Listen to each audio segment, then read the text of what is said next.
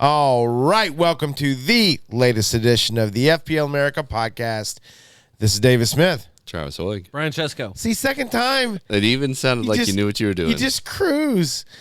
No one will know, but that was the second time doing this. And anyways, but here we go. So much to cover. Massive week. I missed last week because I was gallivanting across the eastern U.S.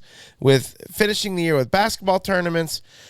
And then we made a decision as a family to add something to our household. You're having a baby? That we've never had before. Oh. I have 3 kids. Sugar gliders. No, I have those in my attic. But good guess. I have flying squirrels in my attic. Oh, nice. You really do. I really do. Unbelievable. Anyway, sorry. We added a puppy. We added a 4-month-old puppy to That's disappointing. Look, it could be a letdown for people, but let me tell you Of all something. the things you could have added, it's just a puppy. Understood.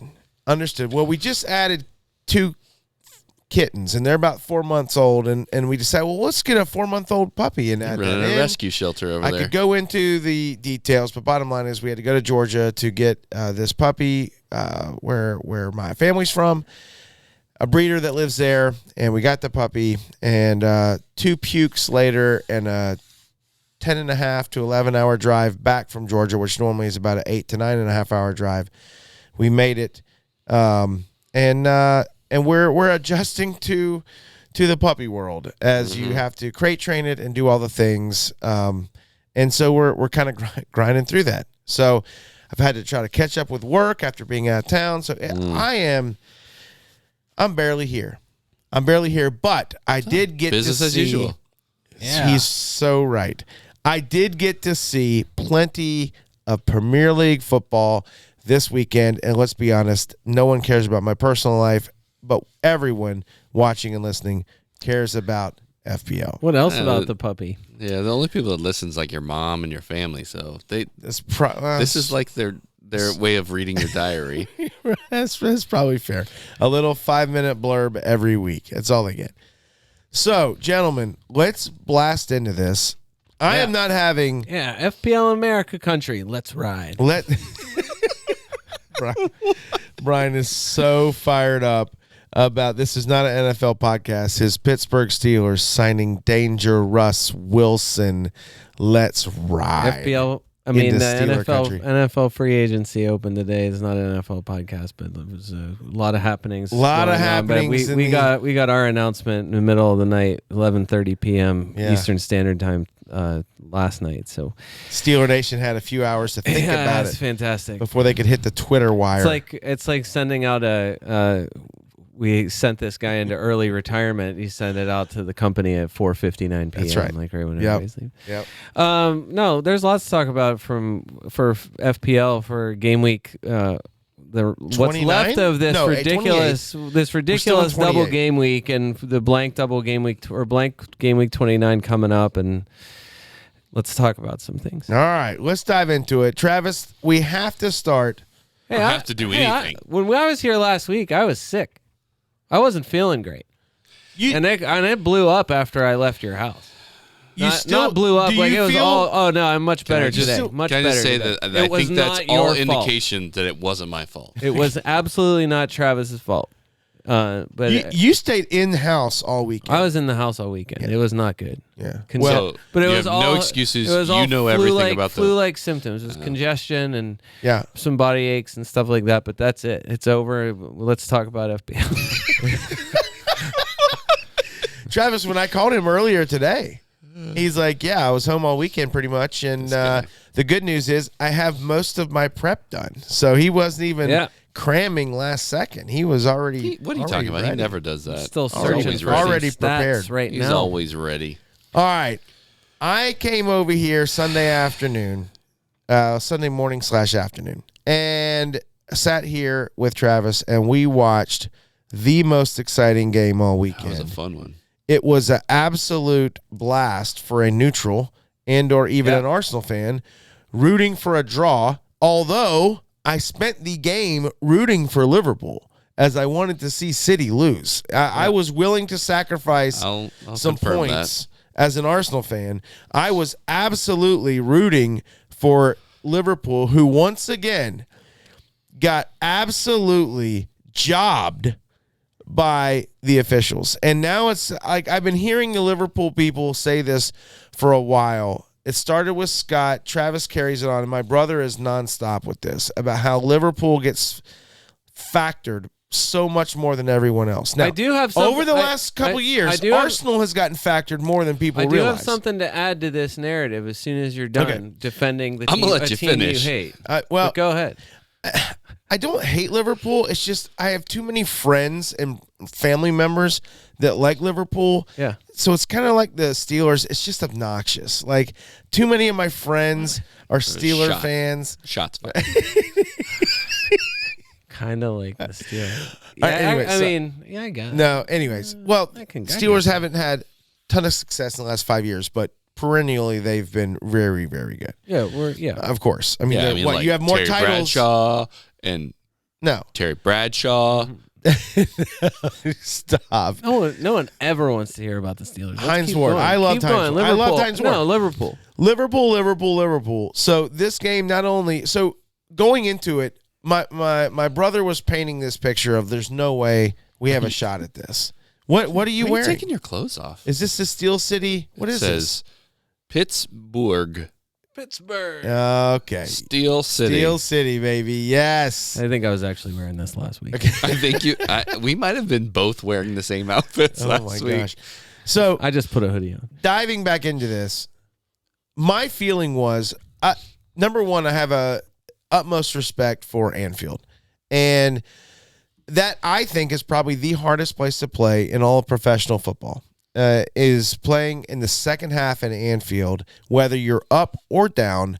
I think it's the second half at Anfield is the hardest place to play in professional football. My brother was thinking, there's no way we win this. And yes, on paper, you could look at it, especially with the personnel that Liverpool was throwing out there. And you're like, yeah, you're probably right. And City was missing mainly Grealish, and most of all their other guys were available. They might not have been, like Gardeval might not have been perfectly healthy. Ruben Diaz might not be perfectly healthy, but I think they were listed on the bench. I saw at least Gardeval warming up. So they were at least made the game squad. So I was just looking at it like on paper, City wins this, but you're playing at Anfield, and City's only ever won at Anfield under Pep one time out of all their trips there. And I'm like, this is not locked down. And of course, as an Arsenal fan, yes, best result for Arsenal, a 1-1 draw or a 0-0. Yeah. But I think last time they played it was 1-1. I didn't think it was going to be high scoring, and I thought there would be some goals. And that's exactly what happened. I don't often get predictions right, but if I had to predict, this is exactly what I would have predicted. Now, Liverpool should have won 4-1. Yeah, Luis Diaz really. In City, or honestly 4-2. Doku's shot probably should have gone in. But it was, shoulda, woulda, coulda. Diaz could have had a hat trick. And then the most obvious and most egregious, and I'm going to shut up in a minute and let you go, was the non-penalty called in injury time on Doku's foot as he tried to put his foot through the chest of McAllister. Nipple height is fair to say, which is obviously high. It wasn't like he caught him in the stomach or waist, much higher. And it was not called. I can give my opinion, not that anyone cares, in a few minutes. But I just thought Liverpool played absolutely amazing. Endo was amazing. Yeah. Alexis McAllister, absolutely amazing. Luis Diaz was just a man possessed the entire match. He did his kind of best Martinelli sometimes. A bunch of fun things, but nothing really that showed on the score sheet. I don't want to slam his performance because I thought his performance was excellent.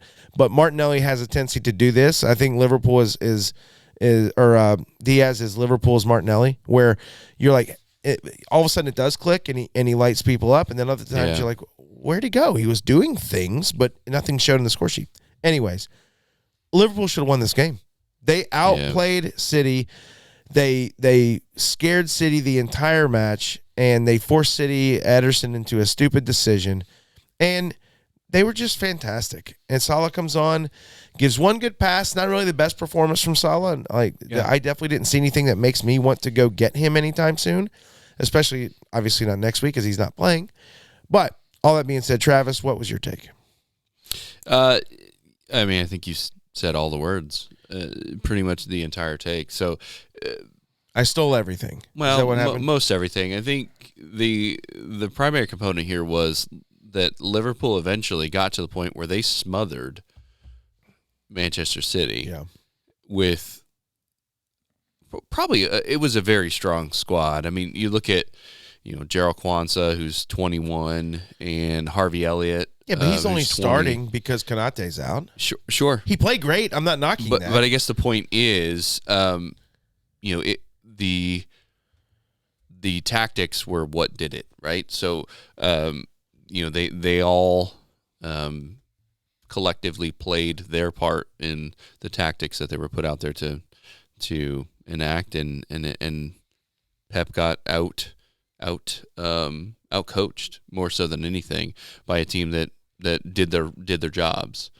I think, and maybe that's giving Klopp too much credit, or maybe Pep not enough credit, because the game was very, very entertaining. But at the end of the day, to your point, I think City will feel like they've escaped with a point, and Liverpool definitely feels as though they lost too. Oh, for sure. There was a lot of really good performances, but I think you hit the one that really actually matters, and that was Mo Salah comes on, and he doesn't do anything. He had that one he had a fantastic pass through traffic, and he made a couple of decent decisions, but in the end, he was stopped in a similar fashion to what Erling Haaland was. Probably, maybe not even as aggressively. Salah, as I would guess, had more touches when he subbed in the match. If only there was a way to actually find this out. Then Haaland had true. all game. I think that's actually true, and that's concerning for both players, right? Because Haaland isn't on a strong vein of form anyways, and Salah. Well, it made the decision if you did what a lot of people did, which is sell him with all fear of what he might do against Liverpool. Sell him for someone that was playing in 29. Yeah. Did you do that? I did that. Oh wow! And so now I feel much better about that decision. Yeah. Well, especially after I think his price dropped. Also, I didn't think Haaland would get more than a goal if he got a goal. But now hindsight being what it is, and we've seen it. The 3 games where Haaland has looked the worst and/or can't touch a ball that City has played that I've seen all season is both games against Liverpool and Arsenal, where Haaland just disappears. He's not threatful. He doesn't touch the ball. Both teams have figured out how to not let Haaland touch the ball. Yep. You are correct. In Salah's substitute appearance, 27 touches. Haaland for the game, 22 touches. Yeah. Actually only touched the ball in the Liverpool box one time.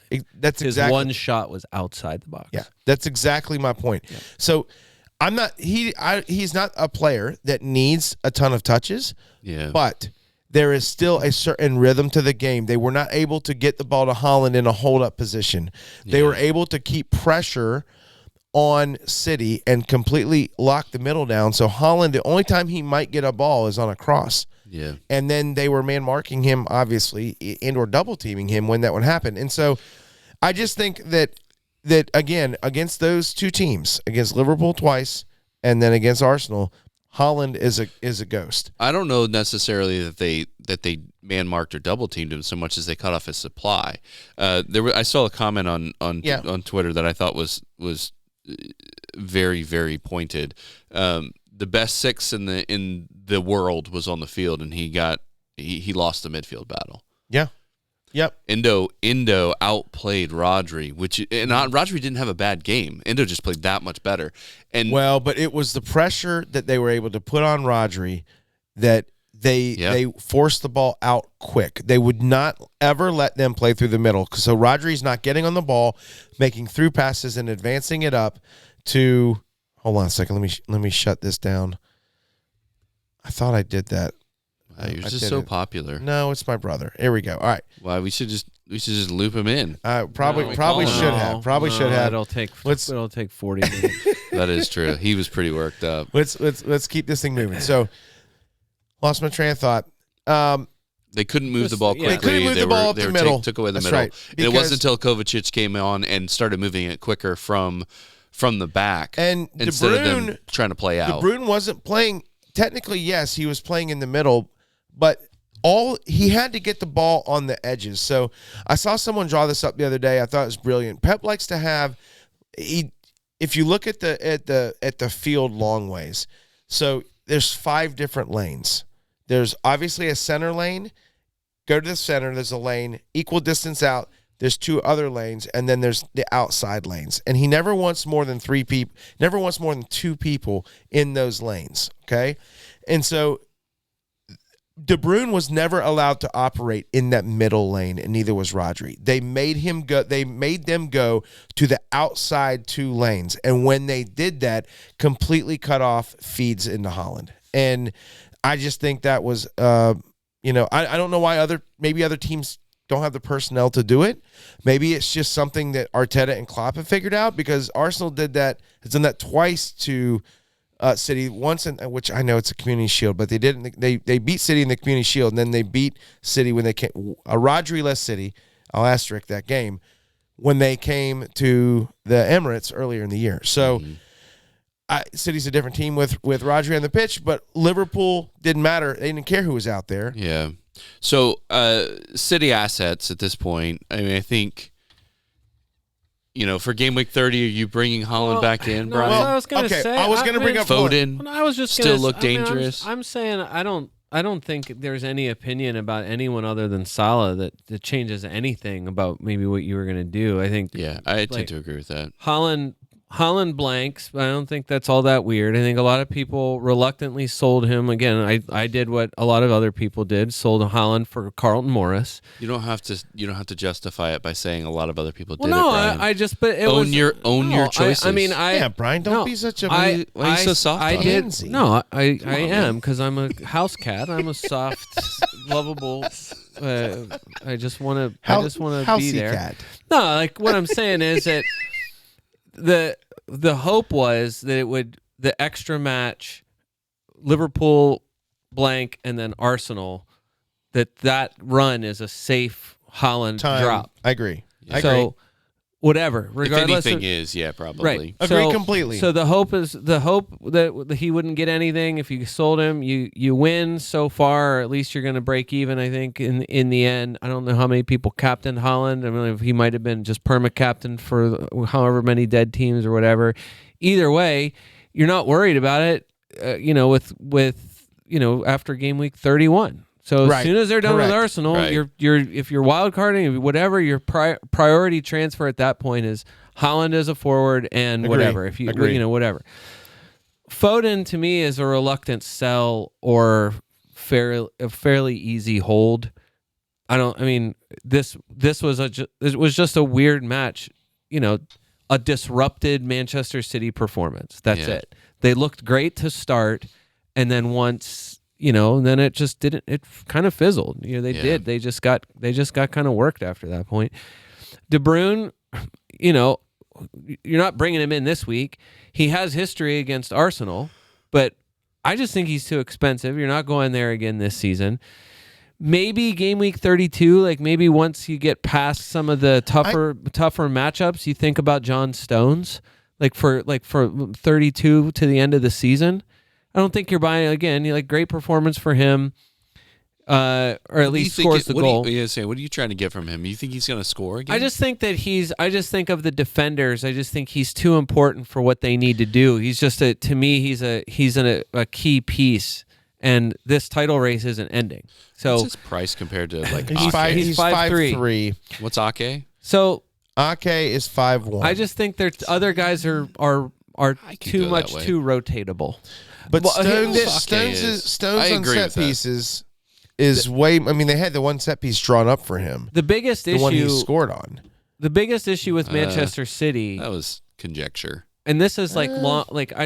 We should just to get this out there. You can find it already, but just to say the biggest issue with them is the Champions League quarterfinals, because by the time they get. So this is by the time they play Crystal Palace, you're looking at these matches like weeks down the road, or this is game weeks down the road, a month from now or whatever, and you're like, oh man, they get Crystal Palace, they get Luton, like these are great matchups for them.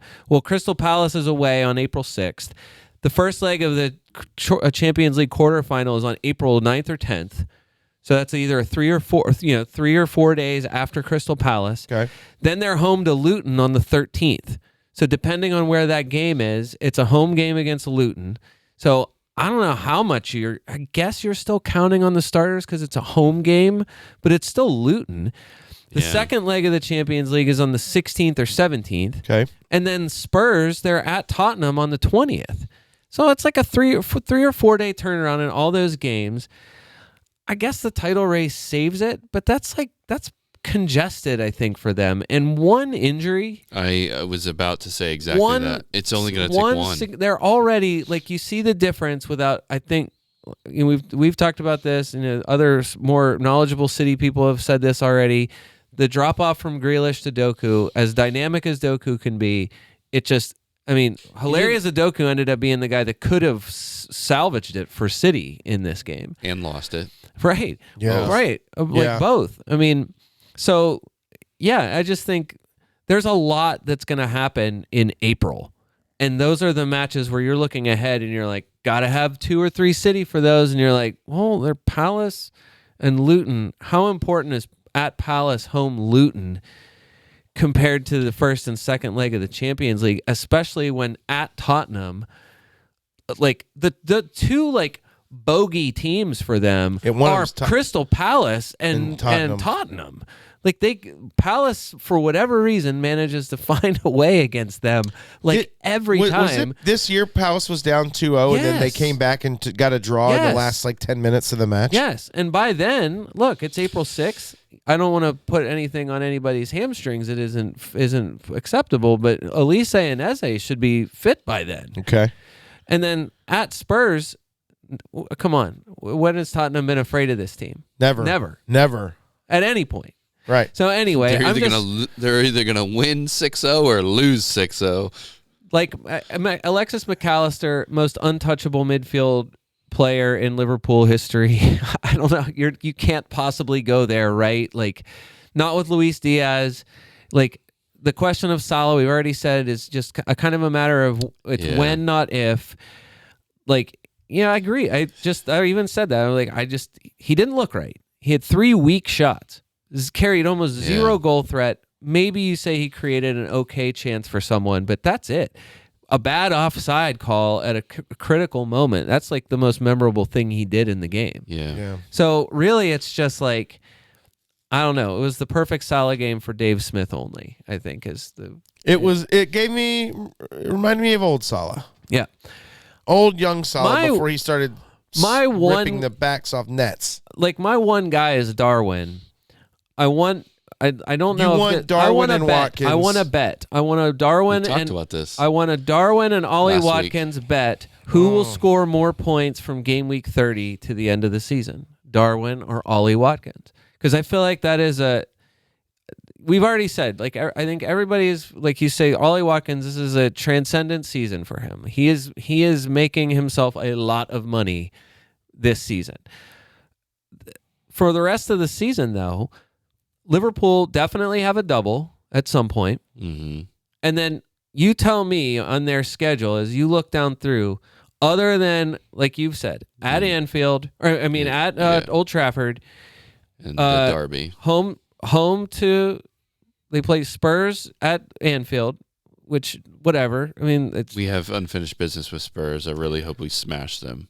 And then Everton is probably part of double game week 37, at least as projections go. Yeah. So that's away to Villa. Already that's tough. a tough double on paper at Villa and at Everton. Yeah. So those are 4 matches where you're like, I don't know. They're not toss-ups, though. And the last thing that you expect there is no goals. Yeah, Watkins' value, though, if you look at Watkins' value is going to be directly proportional to how long Villa stays in Europe. Because they get hung over so hard when they come out of Europe. Yeah. So I guess looking through, I mean, it's Wolves. Villa's we've talked about this even before. It's good, bad, good, not so good, like good, bad, kind of the rest of the way. So can they get something in any of these games? Yeah, if good Villa shows up, yes, they've shown that they can beat everyone this season. So, but like you said, it's single game weeks the rest of the way for them, and it's City, Arsenal, Chelsea, Liverpool, sprinkled in between all of their otherwise plus matchups the rest of the way. I just did a 1-minute analysis, which I'm very good at. That's longer than normal. Yep. I just did a 1-minute analysis on both players' schedules, current goals scored, and current form. I would easily take Darwin to score more than Watkins on the way out. All right. Who would you have taken? No, I was gonna take Darwin because I'm saying that I think Darwin no matter would what, score more fantasy points on the way out than Watkins. Whether I use a wild card or not after game week 30, I don't know why I wouldn't have him in starting Brighton and Sheffield in game weeks 30 and 31. Right. It's not crazy. No, and I get. And I know we said this. It's a lot of people are already moving. Are you planning on when Watkins goes, or Watkins is going to make way for someone? But just to me, out of the last 10 games, so a third of the games, 9 to 10 games or whatever, or 30 and on. That's what we're looking at. 9 games. Watkins, 3 of those games are playing City, Arsenal, and Liverpool. So I just think he scores none in all of those, or he might get one. And so you're telling me a third of their games are against those 3 teams compared to Darwin's schedule? No, I'm taking Darwin. It's weird because I mean you know what you're getting, or I think you feel like you know what you're getting with Darwin, and Watkins is clearly the superior season long. Like I don't think there's any chance of Darwin passing Ollie Watkins for points on the season, barring some sort of catastrophe injury or something like that. At this point in the season, we care a little about what you've done up to this point, but all we really truly care about is from here on, who are the best options. Yeah. And sometimes as fantasy players, you can get stuck on a player, feeling loyal to a player sometimes because of what they've done for you. And you're like, can I really move off of him? He's leading all forwards in points. How could I possibly do that? Go with fall down Darwin. And I'm kidding, jokes there. But Darwin, seriously though, is very threatful. And I like Darwin to score more fantasy points than Watkins.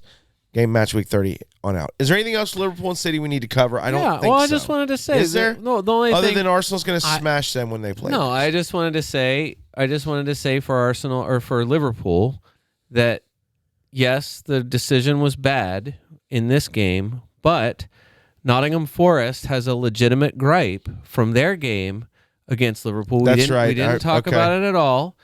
We didn't need to. It has zero fantasy relevance. Just that has some fantasy relevance. Just that Nottingham Forest in that match, when Konate had a head injury, the ball was given back to Liverpool immediately, and they scored on that build-up play.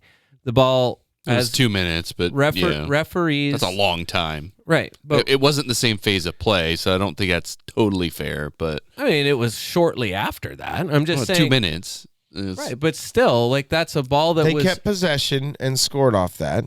But That's your point. The point is that it was not supposed to go to Liverpool. It was a ball that was clearly in Nottingham Forest possession at that point, and officials gave the ball back to Liverpool, who were then, of course, able to play quickly. I'm not saying, could it still have happened in the end? Sure, it could have. But you're taking off, I don't know, at least 20 or 30 seconds. I mean, at least you're not getting it back immediately. So at the end of that game, there was a lot of, even Nottingham Forest owner was complaining. There was a lot of You had to be escorted out. Yeah. He's scary, too. A lot of, Brian? And a legitimate gripe clarified even by Mark Clattenburg, who came back later to say they got the rule completely wrong. Well, I mean, it's important to note that Mark Clattenburg said that, but he's also on Nottingham Forest's payroll as a referee analysis. He's not wrong. Right. Brian's he's not. Just saying, qualifying like his opinion versus... Because also Hackett, another former Premier League referee, said that's not unheard of. Right. So I mean, Brian, how dare you? I'm bring just up saying. any counterpoint other than supporting that everyone hates Liverpool and that they want. Get on you're board, already man. saying it wrong because your shit's live VAR. Yeah. So there was no VAR involved there. Come on. Okay, fair enough. Live VAR. If only the booth could have gotten involved to come back and correct that. All right. Delay error. Are we done discussing this match? Yeah, I'm surprised you went with that match. I feel like I'm glad you did. It was a fantastic game. I thought it was the most. The only interesting other news was that Trent is, I guess, in some sort of extended rehab. He's probably not coming back even in game week 30. So Connor Bradley. Trent. Connor Bradley is Connor Bradley's position, which he had a great game. Right. It's still his for now. So even in game week 30, and maybe fingers crossed for people like me who have him, or if you haven't gone to him yet. I also like Connor Bradley on for Brighton and Sheffield in game weeks 30 and 31. I also don't mind, and I'm not a Bradley owner yet, but I also don't mind the fact that every week he runs the risk of getting subbed. But I'm okay with that because it's always after 60, and if he gets subbed off and there's a late goal, he doesn't get tagged for it, and you get the clean sheet. So yeah, that's a good call. Connor Bradley has been playing fantastic. What a stud that kid's going to be. He's always going to pick up a yellow, though. I will say that. Seems to be a little bit of a weakness in the game. He's cheap. He's cheap. He is very cheap. Yeah. All right, let's get to the top of the table Arsenal, because I haven't been able to say that in a long time. Couple weeks. I don't think I've said this since November. I tune you out every time you say it anyway. It was Christmas. It was Christmas. It was right around Christmas time. Liverpool, it was December. Liverpool took the lead in December when Arsenal fell apart, and then they got it back together in January. And Arsenal's been chasing Liverpool, and their only reason why they're ahead of them is because of goal differential. But Arsenal 2, Brentford 1, goals from Declan Rice and Havertz, and assists from Ben White. So all of these guys have been mentioned on this pod. Typically, if we're talking about defenders of who to own, it's usually Saliba and Gabriel. Most pundits, I would think, say that. Is there not this podcast, Brian, pundits? Should Ben White get more run than he's been getting from other pundits? Yeah. Well, no. I mean, of course he should. He is now, by the way, and I did not know this till this exact moment. My Arsenal, he's the number one defender. The number one defender on Arsenal, and I'm assuming number one defender in fantasy scoring. Ownership 11.9. For the last 4 weeks, this Arsenal segment could have just been called Kivior, like we said before. A second subtitle for the Arsenal segment could have been, "It's always fun when it works."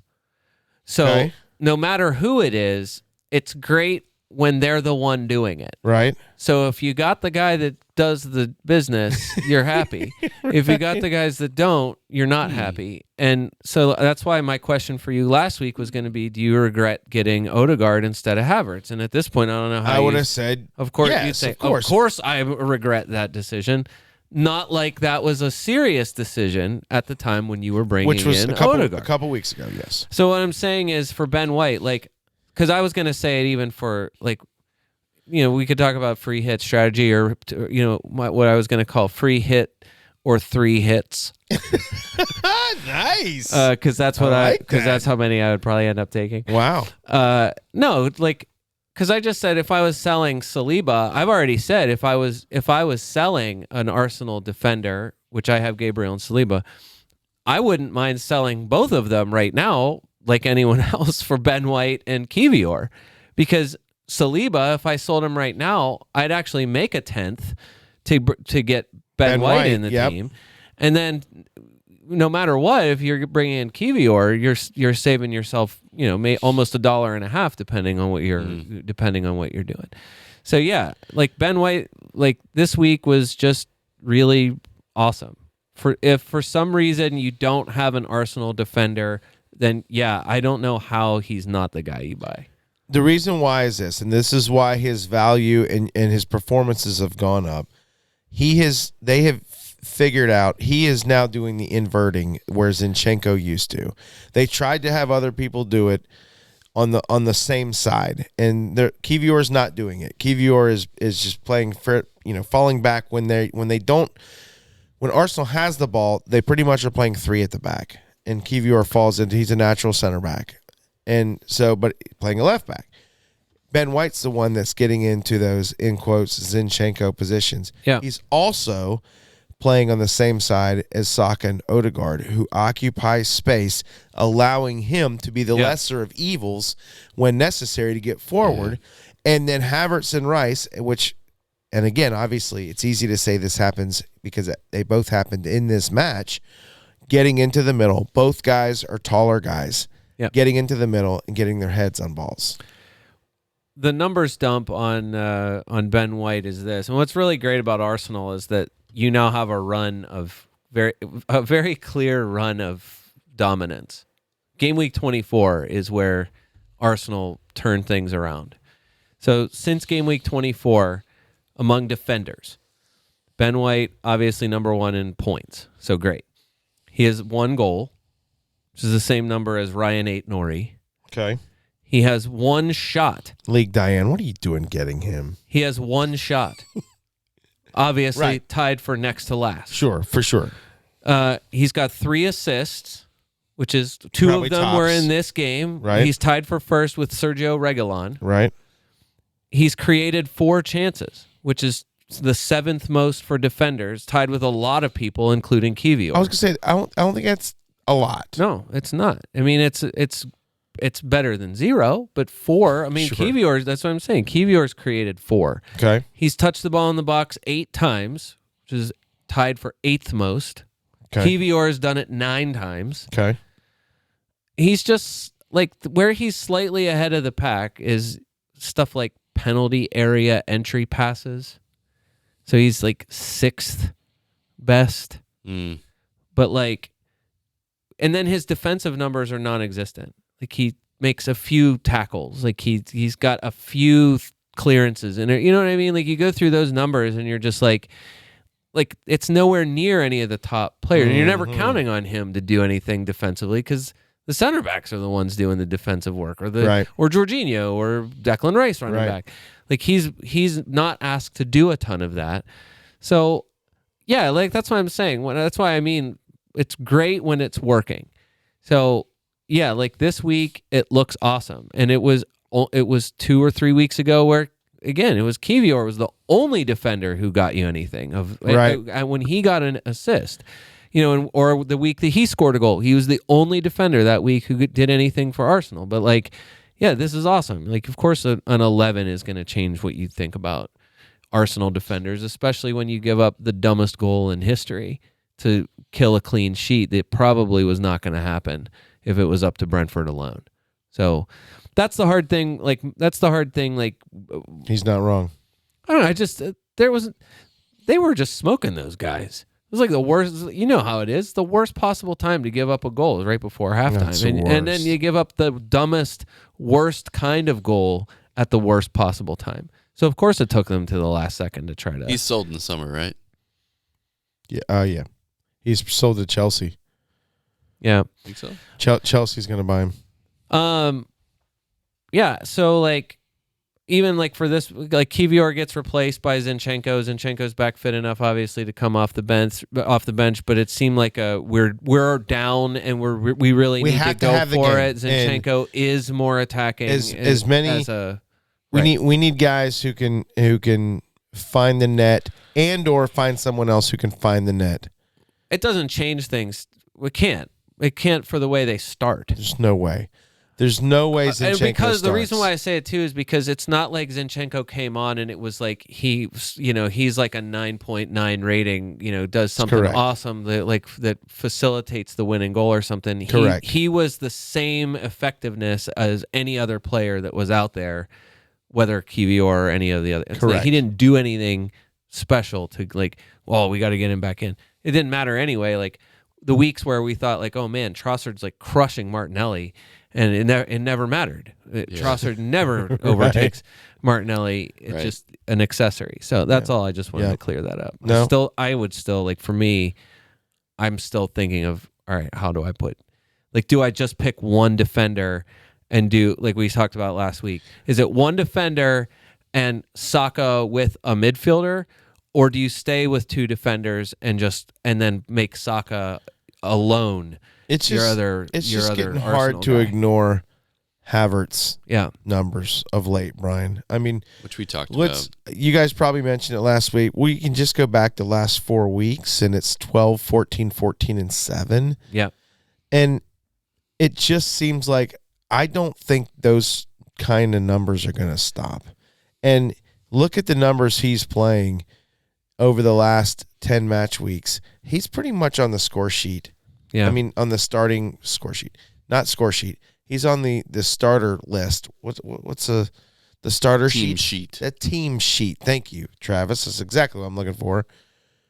After the defense, he's, I think, on there every time. And one thing he's done a good job of making himself maybe more valuable, at least to Arteta, than people probably realize, is his ability to play multiple different spots. Yeah. And so I think that Arteta loves to have that flexibility in game. I can move Kai here. I can have Kai play a false 9. He can fall back and play the 8. Like he's never asked to play the 6, but he can fall into multiple positions and it not be an issue. For him, it's fun because you can go back to game week 23 for his really nice run of matches. That's a lot. I mean, at this point, that's a lot of games where you're like, man, he's just been awesome. 54 points since game week 23, which is third for midfielders. It's 4 weeks in a row, but also up until this week, the 3 matches before that, he also had a goal and an assist. Right. No, that's what I'm saying. Like, if you go back to like game week 23 is 5. That's 5 games of production now. That's what I'm saying. He's the third best midfielder since game week 23. 4 goals and 4 assists, which is both of those are second best for midfielders. He's 8th for shots. He's 3rd for shots on target, 4th for shots in the box. 6 big chances, was tied for second with Saka, Foden, and Luis Diaz. So he's got the same number of big scoring chances as Saka and Foden have since game week 23. His XG is 4th best for midfielders, 5th for touches in the opposition box, and respectable 10th for chances created. He's created 11 chances, tied with Saka. So, like, Declan Rice has 12 chances created since game week 23. Like, everyone's buying, and I understand why. Like, Declan's cheaper. Understandable, like he's a lot cheaper. But like Declan Rice's numbers, for this, that's the comparison. Like 4 returns for Declan Rice in the last 5 games. Like I said this to you the other day. Like, I don't know how many headed goals are you counting on Declan Rice scoring from the center of the box for the rest of the season? Maybe 1. Right. So great goal that he scored this week, but it's just that's not a play where you're like, oh yeah, that's classic Declan Rice. It's not like that at all. Right, it's fair. But like in that kind of like he's in the same like points range, and that's in that since game week 24 or 23-24, he's like 4th-ish for points for midfielders. So he's right in that same range. He's taken 11 shots, which is tied for 10th. He's got 6 of his 11 shots are on target. That's good. Like, it's tied for 4th. 0 big chances, a total XG since game week 24 of 0.53. He's got 13 touches in the box in 400 minutes. Salah has 13 touches in the box in 75 minutes since game week 23.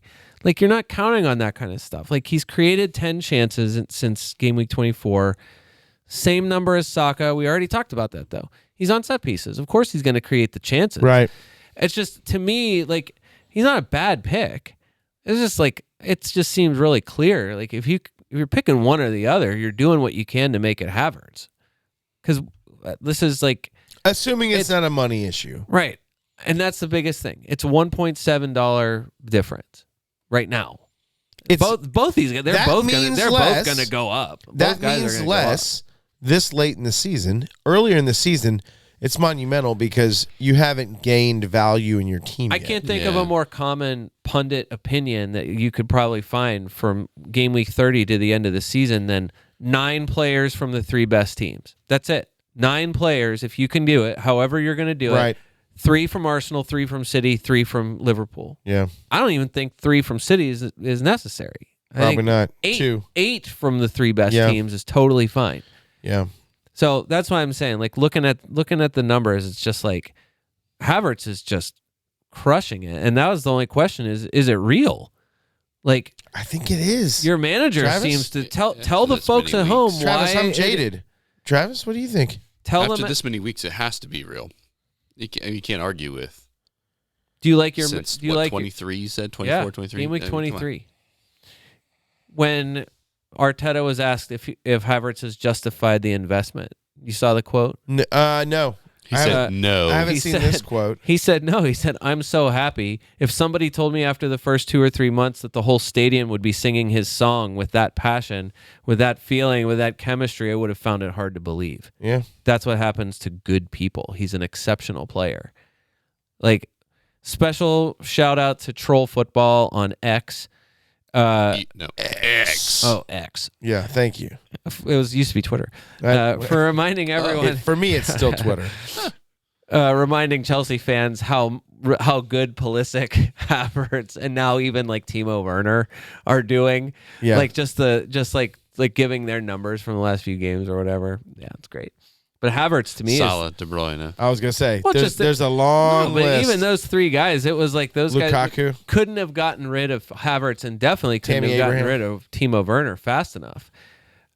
And certainly weren't trying their best to find a way to accommodate Christian Pulisic. He was always the locker room cancer. We got to get rid of that guy. Whatever. Either way, that's why I just think Havertz is like this. He feels so inevitable now. That's the weirdest thing about him. A guy who was like the least reliable guy, where now you're like, when's he going to win the game for us? Arsenal got a Jorginho who was in and out of Chelsea's lineup last year by manager's choice. And Kai Havertz, who they did not want anymore, they were done with. Both guys look like they're going to be in the clean sheet for the rest of the season every week at the moment. Surprising. Dave, what are you doing with Odegaard? If you're wild carding, is Odegaard in your team? No. Okay. Are you happy to hold him despite his returns, or are you finding a way to move him on? So it's disappointing. So go back to match week 24. Okay. So he's got a 10 against West Ham, follows it with a 14 against Burnley. That's when you got him. Yep. 2 against Newcastle, 10 against Sheffield, 2 against Brentford. So 3 of the last 5 match weeks, he's giving you double digits. Yeah. Not just digits, double digits, you right? You love it. Again, back to the subtitle of this segment, it's great when it's working. So it's less great. He's looked good. Yeah. But you could tell me that his stats aren't better. Well, no, his stats aren't better than Havertz. No, right? The Odegaard numbers, we've said this from the beginning. Like we did it last week. Like if you go through, it's basically Saka and then someone. So it's Saka number 1 on everything, on all the attacking stats. It's not until you get chances created where Odegaard is your number 1 player in fantasy. Like he is the number 1 in the league. He's the number 1 midfielder. And Bruno Fernandes is having a great chance creation season. And Odegaard is clear of him by a good number. Yeah. So Odegaard is the number 1 guy for that, and it's in this offense. So that's where it's like you count on how many outside the box goals is Odegaard going to score the rest of the season? A couple? Probably, but not much more. He's going to score, I'd say some. Yeah. But not as many as you count on the other guys scoring, I don't think. So for me, what I would look at going forward is we can get into this in a little bit. I'm free hitting 100%. Right. I have no choice but to free hit, and again, we'll get into that in 29. 30, I have Odegaard. So am I going to be making a move? I have to – I'm not going to love my City guys that week, which I sat Foden this week against Liverpool, played Haaland. If Haaland scores, although last time he played Arsenal, I think he touched the ball like 9 times. Yeah. Or something like astronomically low. Same sort of idea. Right. But it was the same thing in the Community Shield. He couldn't. They were able to keep him from touching the ball. I'm going to assume with 18 days to prepare that some form of game plan is going to go into play. And like, hey, if we lose, make someone else beat us. Make Rodri hit a banger. Make Phil fall down into the net with the ball at his feet. Don't let Phil, don't let Holland, don't let De Bruyne do what they do best. Oh, it's easy. And it's super easy. Yeah. Liverpool just did it. They made it look wicked easy. Yeah. So I don't know what I'm going to do, but you're right. I might not have him after the City match. We'll see. I might be. I don't know. Listen. I would play all my Arsenal guys in the City match. Watch him be the guy. Who knows? Sometimes it happens. Sometimes when you shy away from a big game like that, you end up missing out on points because sometimes the big players show up for those games. You go back. Martinelli, look, sad for him that he's not part of this game, or else, who knows, might be talking about him after this match. Right.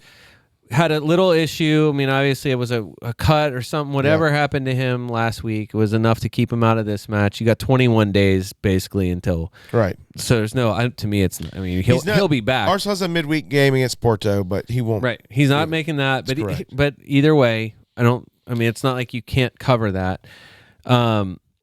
It was just last week. Like I was saying, like going through the numbers, like Martinelli is either like for points. Going into this match, okay, if you like what we were looking at last week as you're coming into Brentford, it was Saka, Havertz, Martinelli. So Martinelli was ahead of Odegaard and Declan Rice since they went on their this crushing run, and I did it from game week 21 on. Okay, so I started at their great run of when their form really picked up was game week 21. Martinelli was third, and he was only a point behind Havertz going into Brentford match. Right. He was second on the team for shots. So he was ahead of Havertz. He was ahead of everybody. He was second only to Saka. Like, it was Martinelli who was basically the guy with, like, he's the one touching the ball in the box. He had 4 big chances to score. Like, Martinelli's numbers were either second or third best behind Saka, where a week ago you could have made the case that Martinelli was the guy. Maybe you go that extra 0.5 or whatever up to him because he was the one on real life points was right there with everybody else. So like that's why I'm saying like I don't know how you look at these guys and don't come away from it saying again any week any of them can get you almost any number you want. Like it doesn't like it is 20 points. Like, between 10 and 20, a ceiling for 3 players. For whoever. Yeah. It doesn't matter who it is. Yeah. Like a 14 is not out of the question for Declan Rice, Martinelli, Odegaard, Saka, and Havertz. Yeah. Which is nuts. It is nuts. It is nuts. I love to see it. Oh, what you need to do, you have something to do. I do. Yeah. You have something important to do. Okay. One of my favorite things that you did to get you really riled up and angry about being wrong at the end of the season. Oh yes. Guess your team's scores. All right. Since you're top of the table. Do you have some kind of music you can play over this? Drum some. Do you have like a I don't know, like a. You know what I missed, Brian, the other day? I was going through my Apple Music. That's perfect. That's perfect. I was going through my Apple Music, and I'm listening to all this music that I have over the years of how to says, and I'm like, we got to bring this back. There's a lot of good names. We've got to figure out a way to bring this back because I miss. There's multiple things I miss about the old days, but the how to says. And then you telling me what music to find. Well, a good womp womp is perfect for you to guess your team scores for the rest of the season. What is your prediction? Start with Manchester City, Arsenal at Manchester City. Arsenal at Manchester City, 2-1 win. Nice. Home to Luton. Home Luton, 3-0. 3-0. 3-0 to the Gunners. Oh, okay. I just want to make sure. At Brighton. I think they draw that, and I think it's a 1-1 draw. Travis, they're not going to win out. Home to the Villains. They have to win the league. Home to the Villains. Oh man. That's your draw. Revenge of Emery. Second Revenge of Emery. No, they're gonna give them the Spurs business. Oh, nice. They're gonna beat them. I'll go back to 3-0. Okay. Conz is back. 3-0. I don't think that matters. I don't think it matters either. Not the way they played. Again, it's Europe. That's the problem. At Wolves. A fun 2-1. Oh, 2-1 Arsenal. 2-1 Arsenal. 2-1 Arsenal. All right. North London Derby. Oh, jeez. This is brutal. A crazy 2-2. Man, That's the title right there, then. That would be It's amazing. done. It's over. It might be. It might be. Home to Cherries. Home to Cherries. Dom gets one. We'll say 3-1. Wow, that's a lot of credit. I wouldn't have given them a point. At 2-0. Manchester United. 2-0 win. 2-0 at Trafford. Manchester United. At Trafford. Home to Chelsea in 37. Home Chelsea. Oh, they got double there. Home Chelsea. I think it's a 2-0 game. Arsenal. Okay. Home Chelsea. And ending the season home to Everton. At the beach, Everton. It's gonna be 5-0 Arsenal. All right. So how many points so did we rack up there? So I gave basically you're giving yourself 0 losses and 3 draws. Is that right? Is that 8 wins to 24 points and 2 draws, so 26 total points, right there. Travis? It's not that's enough. probably high. It's not enough. Not enough. 90 points is not enough to win the league. Not enough. Okay. Not against City. It's not enough. From someone who's You could be right. lost to them by 1 point Understood. 2 seasons. It's fair. Do you want to go on to another match, or do you want to talk about the opponent? Do you want to talk about Brentford now? No, let's talk about Brentford What's now. there to talk about? I'm glad you asked. That was such a professional bait right there. A, they stink. They're not as good as this result. They're awful. They're awful. They're not surging. We'll just say that. So, awful sounds harsh. That is harsh, but they're not because surging. they played Liverpool and Arsenal in back-to-back weeks. Did almost Ivan back-to-back Toney do weeks. anything in this game for you Yeah, guys? but you could say the same Yeah, thing you got about in a fight and Holland get a yellow when Arsenal played Holland. Did he do anything for you to justify him being the number 1 forward transfer in this week? Yes, I understand he has a match, and yes, I understand it's at Burnley. I get it. Well, or it's versus free Burnley. hits. Anyone free No, hitting. I understand that. So I don't know. He had the nice shot, forced Ramsdale into a save. Yeah, I get it. It was an audacious attempt, and Ramsdale That was a good shot. this is Ramsdale gonna saved it. sound. He got lippy there at the end. Yeah, Hey, Team News and Ticks. I saw that. Yeah. He said he will not be an Arsenal player, and he knows people. It's my single favorite Because thing I think I've ever seen someone say about it. Read Another it. player. Say it. Well, just that they said they really, really don't like him as a The person. That's Yes. wild. Yeah. Yeah. Since Wissa came back in game week 25, okay? Since Wissa has come back Is to it Brentford. Wissa or Vissa? I always thought it was Vissa, although someone on the broadcast this past weekend kept calling him Visa. Since Joanne Wissa came back in game week 25, Joanne. Wissa, 18 points. Tony, 13 points. Right. Wissa, 3 goals. Tony, 1 goal. Right. Their XG, Tony's is 1.7, Wissa's is 1.45. XG, non-pen or penalty XG. This is why XG's a liar. Tony, 15 shots, Wissa, 9. Tony, 7 shots, Wissa, 4. Shots in the box, Tony, 8, Wissa, 5. Tony's got 3 big chances to score, Wissa's got 1. Tony obviously in the box a lot more than Wissa. They've both created 5 chances, but Wissa's got the only one who's created a big chance for somebody. So what I'm saying is, like, Wissa is not doing anything numbers wise. He's doing he's more not with dominant, less. but he's outscoring Tony enough. And I mean, this is more with less. Yeah, it's 4 weeks or whatever. So I get it. It's only 4 weeks, but this still, game, Wissa gets the goal out of sheer hustle. Plain hustle. Tony's not. He Pete Rose that thing. Tony's not running anyone down. You know, I'm not saying it can't happen. I guess if you have to pick one, you take the penalty taker. I understand it. I'm just saying all of these numbers Wissa has played 200 fewer minutes than Tony. So, yeah, great. He's out shooting him, out touching him, all those things. 450 minutes in the last 5 games for Ivan Toney, 277 minutes for Joanne. So on a per 90 basis, they're basically even. It's 3 shots to 2.97 shots. It's 1.4 shots on target to 1.3 shots on target. Like, you do it per 90, and Wissa is matching him since they come back. And that's what I'm saying. The minutes are a big factor here. The sheer numbers, you look down through the list and you're like, oh man, Tony's clear of him. He's getting all these shots or whatever. Not in the actual time that the functional time that they're playing. But no one's going to Tony except for for this match week. Well, it's relevant. So for this match it's not week. about. He's more likely to play 90 minutes. There's that. Yeah. But I think that there's.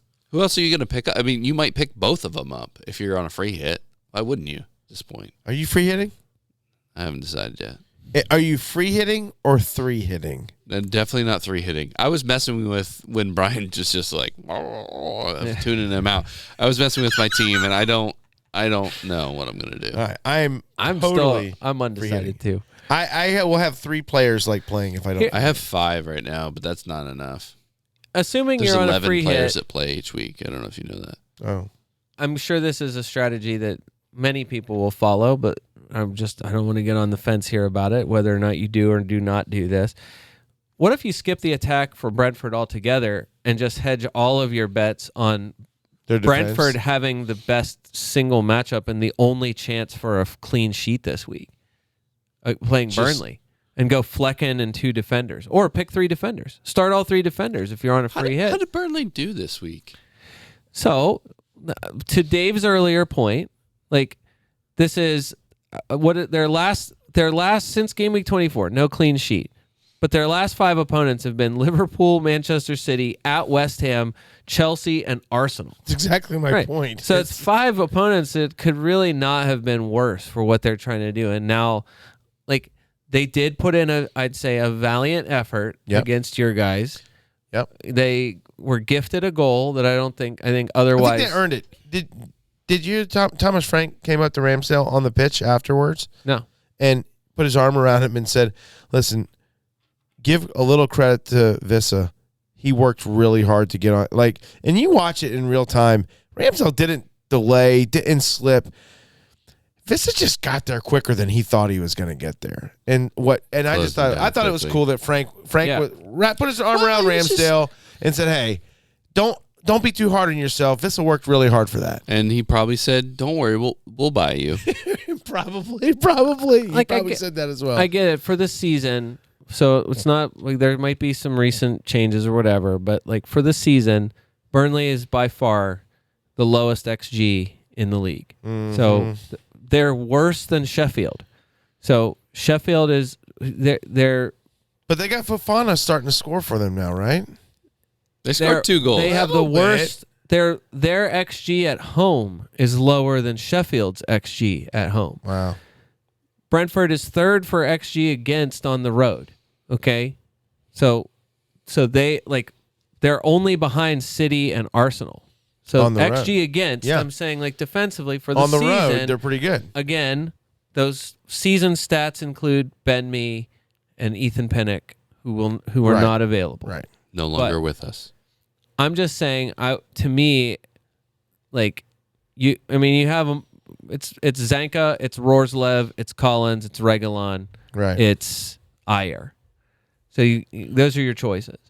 And I've seen at least one draft of Reguilon and Roerslev as 2 of the 3 defenders. You know, whether your third guy, because you're probably only playing 3. There's too many good attackers. Sure. To me, you're playing either 5 midfielders or you're playing 3-4-3. That's what I'm saying. Like, yeah. I don't know. I just feel like the best chance for a clean sheet is Brentford playing the worst attack in the league for this season, whether or not it's at Turf Moor. You're probably right. So why not hedge that way? Like everyone going to Poro or like a Spurs. Well, good segue here. Let's go to Spurs Villa. But I'm just you go through the list and you're like, look at the other teams, all the matchups, and you're like, No, there's offense in all of that. The offenses are very good or whatever. This is the one. I see your point. The Aston Villa offense is so good. It is. I'm just trying to help you segue. Your point's really valid. If you're looking for the best statistically defensive option on the free hit week, look no further than Brentford. I would. To me, I'm just. That's a really good. I'm saying it as even if you're on a free hit, where I think you can make I would say there's a more convincing case for Muniz at Fulham in the last, I don't know how many game weeks now. For sure. Over Ivan Toney. I would say that you trust Luton at home in their matchup against Nottingham Forest, where you're like, Carlton Morris, why not? He's been, that's the stat of this game week in a double, is that he might be a little bit more limited because both their games are away. He's been better at home all season. And no one is without Watkins this week. The home teams, Burnley, Luton, Fulham, West Ham. Those are the home teams. I typically, if you got to go with someone, I typically like to go with home defenses. The only thing that gives me any credence to anything is when you said Brentford's away XG defensively for this season is third best. Is third best to City and Arsenal. Yep. Which is that's pretty good. Look, it's weird. Is Fulham going to clean sheet Spurs? Absolutely not. Is Luton going to clean sheet Forest? Probably not. I don't think so. Is Fulham going to clean, or is West Ham going to clean sheet Villa? I don't think there's any chance of that happening. And I don't think there's any chance of that happening. I'm saying if you were going to you want to just ignore Ivan Toney, and just take your chances that Burnley's got to tighten up. Right. They cannot drop more points. If anything, obviously, if there's at any point. They're not going to get a worldie from David Datro Fofana again to start their game. So, if if they have to go for it, that's advantage Brentford. I'm just saying, to me, if you hedged Flecken and everyone's going to have Reguilon probably on a free hit, I think if you're picking one of these guys, so I think now that Reguilon is probably going to be fit again for this, missed out last week with a minor hamstring injury, but Thomas Frank says he'll be available for Burnley. Brentford's in 15th place, by the way. Their last 5 matches, loss, draw, loss. They need a win. Right. That's what I'm saying. Way. They're 15th in the table. I'm just saying if you picked Flecken and 2 defenders, roll the dice. And at this point, I would just say Roerslev is 4.4 and Reguilon's 4.4. Those are your guys who are putting in the crosses. I don't think you have to worry about money this week. There's no. I'm just saying there's no money issues. I'm just saying those guys are they might give you an offensive return, maybe. Right? Is that your point? Right. That's what I'm saying. Yeah. Unless you're counting on Zanka or Collins or Ayer, who have almost zero goal threat for the entire season. Yeah, but if you're counting on a clean sheet, those are the guys that are going to get you bonus points. So, and in that case, you would say the highest, Ayer is he's got all of the top, he's the number 1 on the defense for clearances and blocks and interceptions and all those things. So Ayer's probably the guy, if you wanted to just say who's got the best chance of bonus point system stuff? Probably him. Flecken's actually the highest BPS scorer of all of their defenders or goalkeepers or whatever since game week 25. And Roerslev is second because Roerslev scored a goal a few weeks ago, something like that. Okay. I'm just saying. Yeah, no, that's good stuff. But no, I just think if it was me, it would be Flecken and 2. Yeah. And I think that would just because I just don't know how many people are going to do that because I think some Tony of the other and teams Vissa are going to take up.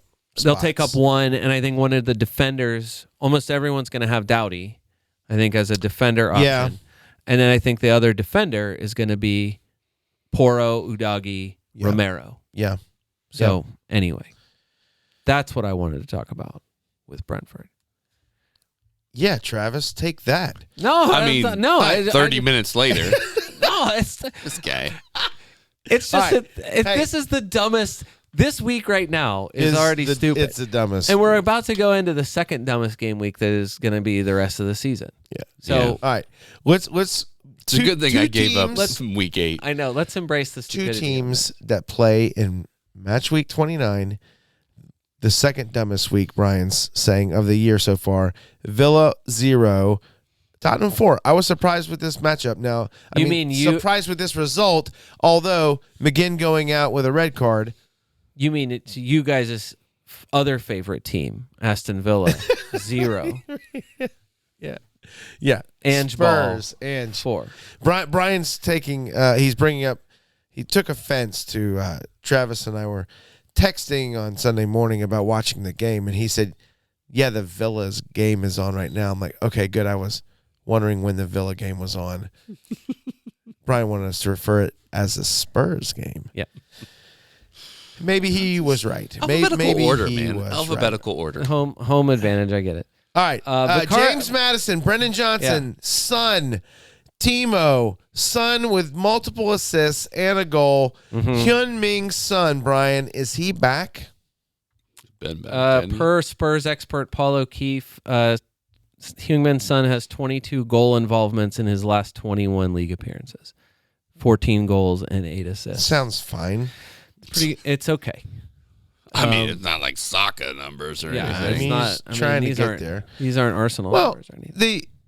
So he'd missed 3 matches, right, when he was out of town, and then he got back in town. He got a 4-2. Didn't look very good in his first 2 matches, but 7 against Crystal Palace fantasy score, and then 17 this week. Starting to feel like Sonny's back. And aided for sure by Villa already being down to 10 men. But, Dave, points are points. Points are points, surely, and you make your surely own luck. The game week high 17. I don't know how anybody's topping that this game week. No one from Bournemouth or Luton is going to somehow surge past him unless Dango. Is he your who's the best captain? Sonny? Is that too obvious?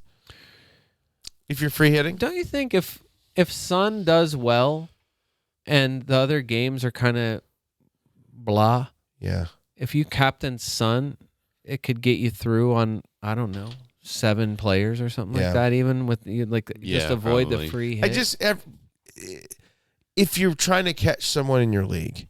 Yeah, like what if who's the best option not named What if Son? the same kind of thing happens? Like that's what I'm saying. They were in control of this. I mean, Villa probably had the better chances. Did you watch it? No. Villa probably had the better chances to score in the first half. I wanted to, but I couldn't. Second half, it just was like one quick surge, 2-0 out of nowhere, and then you could tell. I think Andrew was right. Like the frustration was setting in. It was very clear that when John McGinn almost took Udogi's leg off, that there was no malice in it, but it was certainly a frustration. It was a frustration tackle. Did you ever look it up? No, I still haven't seen it yet. I know you told me to.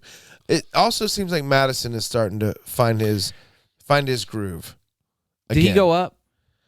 Did he go up in price tonight? No, I know his current price is 7.9. Oh, it's still 7.9. Mm-hmm. Right this second. Current price 7.9. All right. Well, he's going to go up tomorrow then. By the time you hear this, you'll have to decide if. So I need to free hit him in. He's going up. Right, he's going up tomorrow. Today. No. If he hasn't gone up now. Price change. Yeah, White and Madison both going up. Ferguson's going down as of now. Right. If he hasn't gone up by now, then he's not going up as we were recording. So I need to work on my free hit thing tomorrow. I mean, my team he is tomorrow. Up. He's up to 8. What? Yeah, he's 8-0. That's exactly what I was trying to get to, but yeah, he's 8-0. No. Yes, he's at 8. Just hit refresh. I just did. Yeah, he's 8-0. He's still saying 7.9. That's weird. Try to get him in. It happened an hour ago. I mean, I even clicked on his name and it still said 7.9. Price changes here usually at 8:30. I know.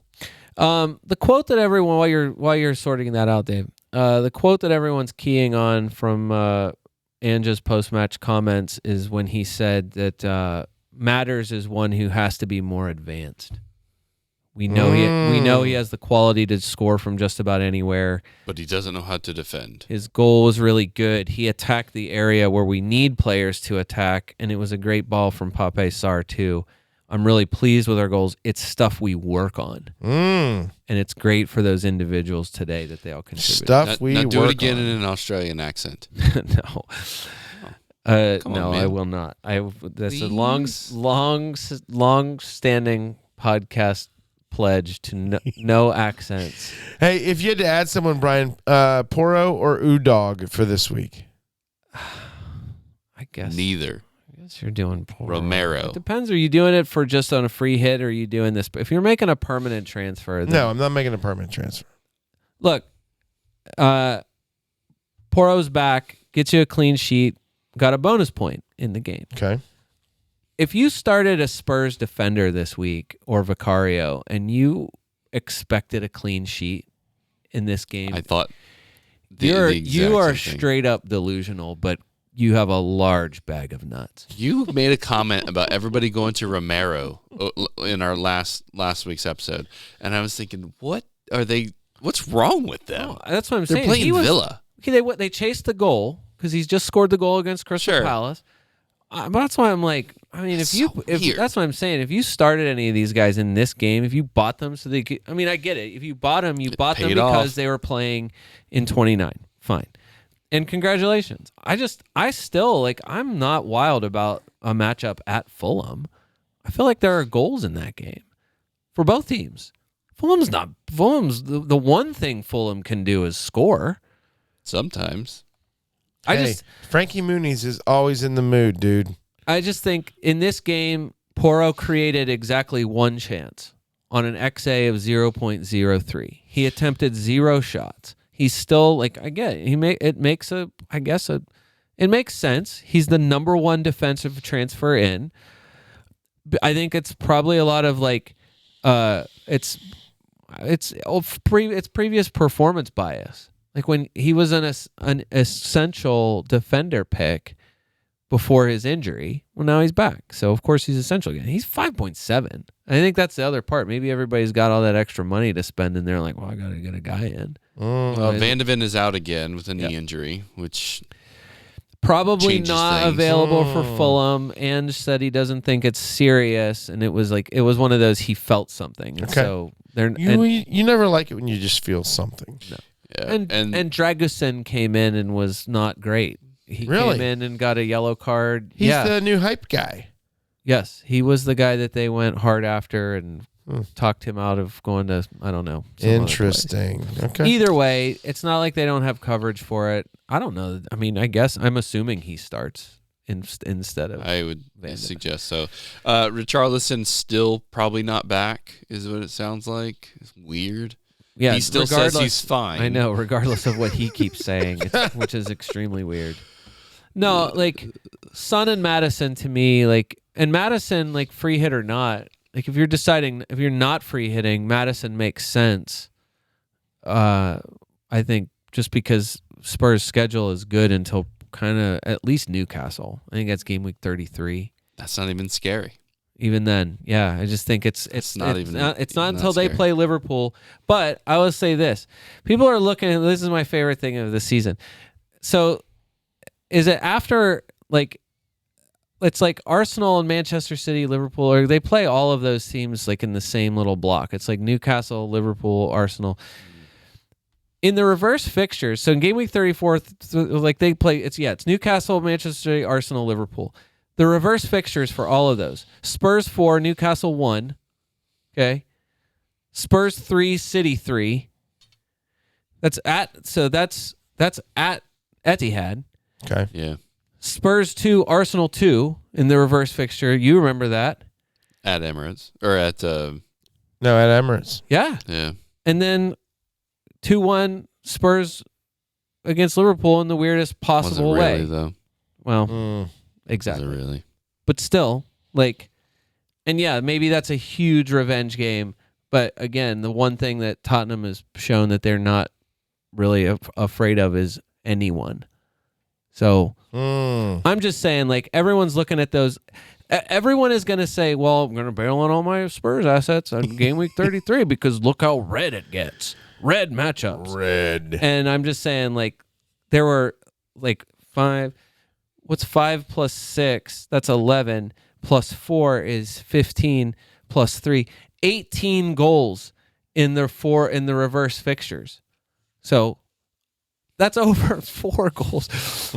That's over 4 goals per game in the reverse fixtures of all of those. I'm not saying it's like Spurs are going to do that again, but like those are pressure games for Manchester City, Arsenal, and Liverpool at that point of the season, probably.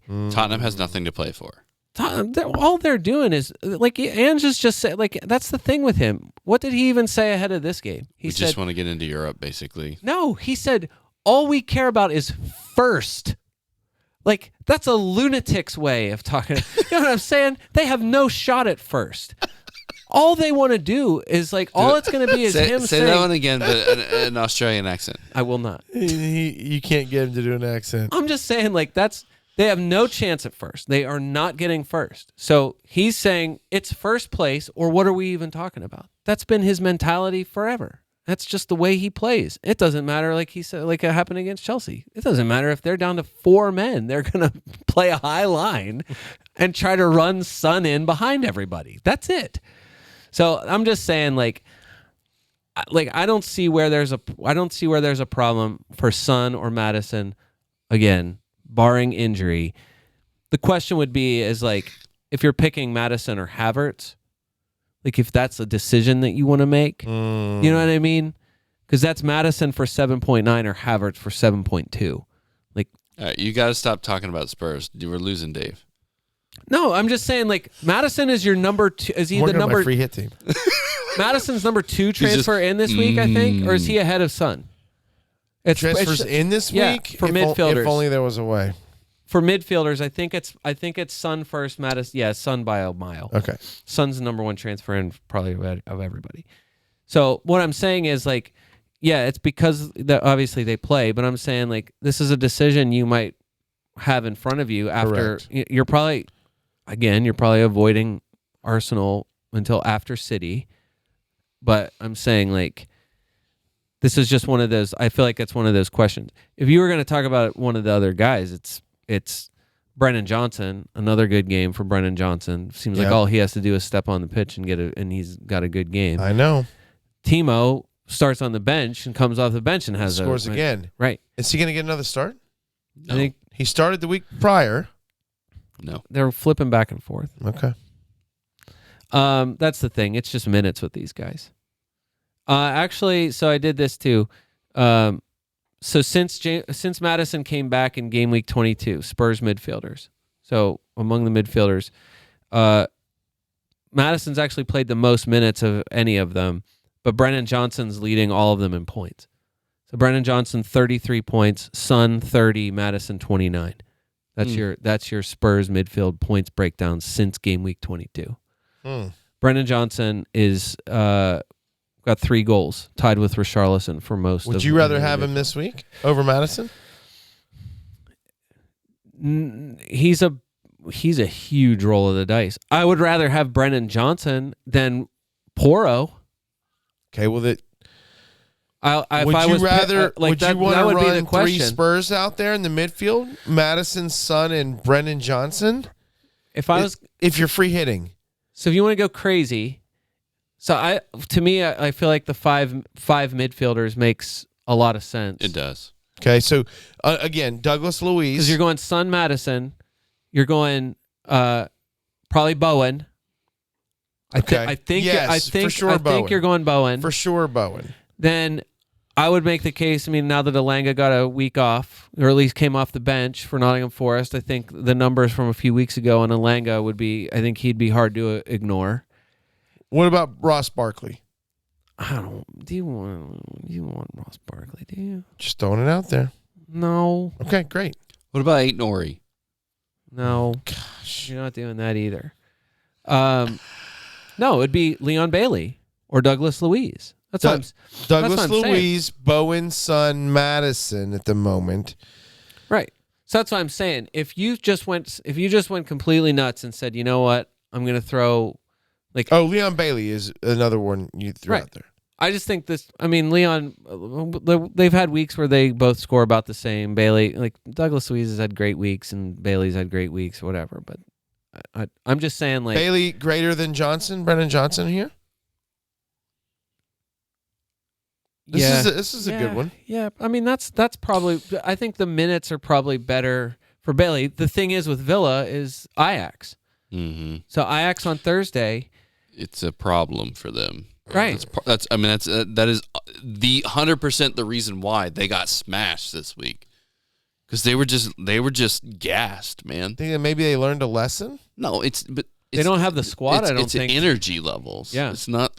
Yeah, but like it's late in the season. Credit to, I mean, we'll get to Villa in a second, but the credit to FPL Raptor said this earlier today, just to say, look, monitor the minutes. I mean, how could you not? Like, look, does Bailey start? Does Moreno or Dean start for on the left for them? Like, how does the game go into extra time? Like that? That's because they are 1-1 on the matchup with Ajax, so it does matter.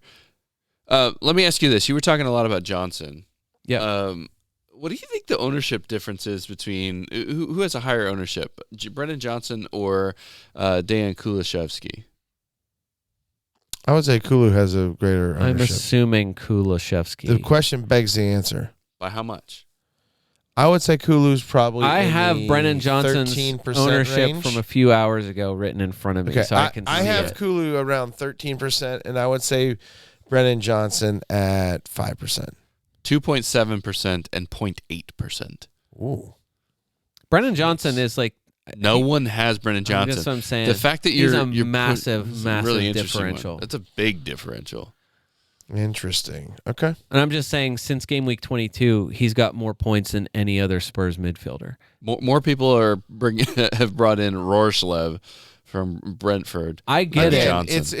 It's free hitting this It's week, minutes. Right? Like, it's Brennan Johnson. Yeah, but just saying. Since game week 22, even with the free hit, he's low. Brennan Johnson 271 minutes compared to James Madison's 518. So it's like basically half the amount of game time as the guys who are playing most of the time.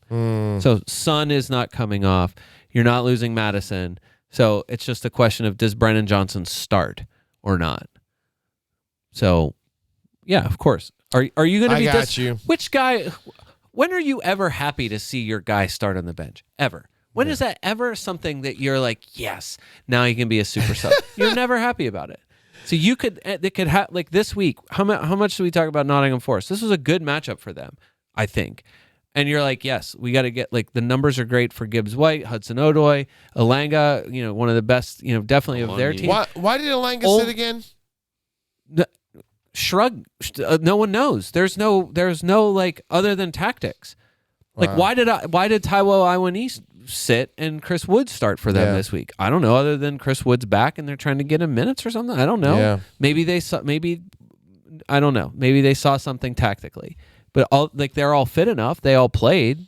So Elanga came off the bench. Hudson-Odoi came off the bench. Everybody got minutes. They just didn't start.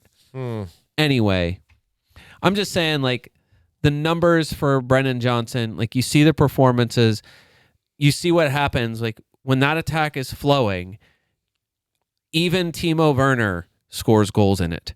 Like, that's where we are with this team. Oh, good point. Why are you not, like, again, why are you not hedging toward, this is the best offense playing this in this blank game week. It's the best offense. And they're playing Fulham. Like, why wouldn't you hedge toward these guys? I agree.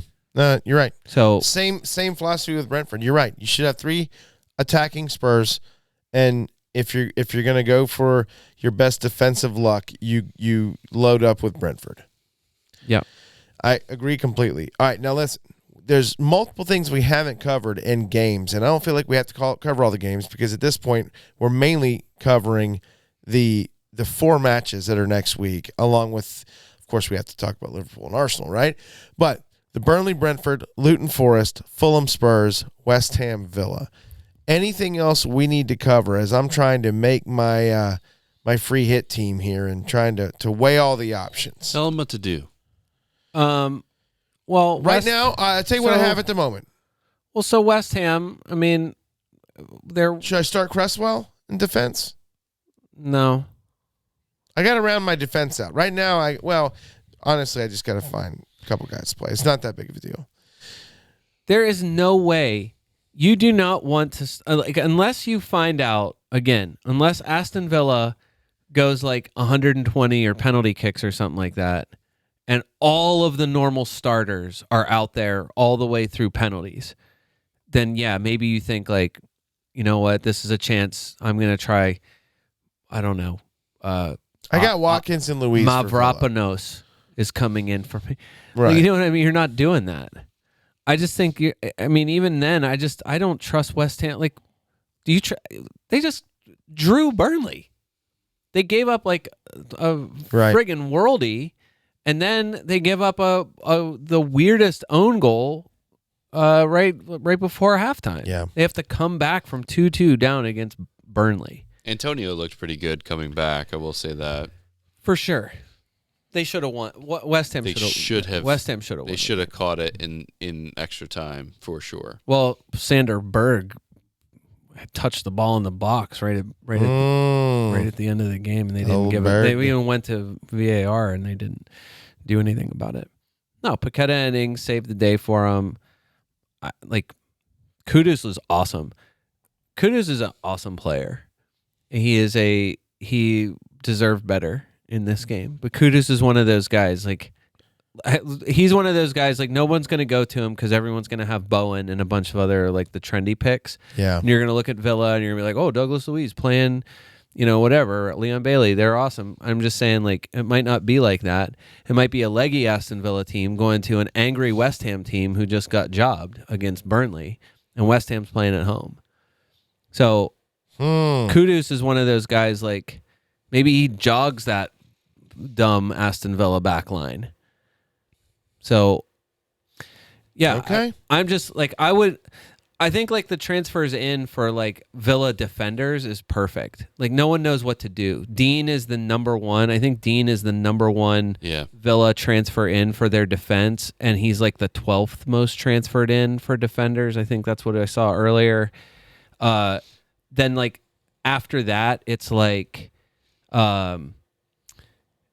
Cash and Moreno are the only other top Aston Villa defenders, even in the top 30. And even then, it's why is Dean ahead of Moreno? Why is anyone transferring in Dean or Moreno right now? You're on a free hit, sure. Put one of them in there as a placeholder or whatever, but you have no idea which one of those two is going to start.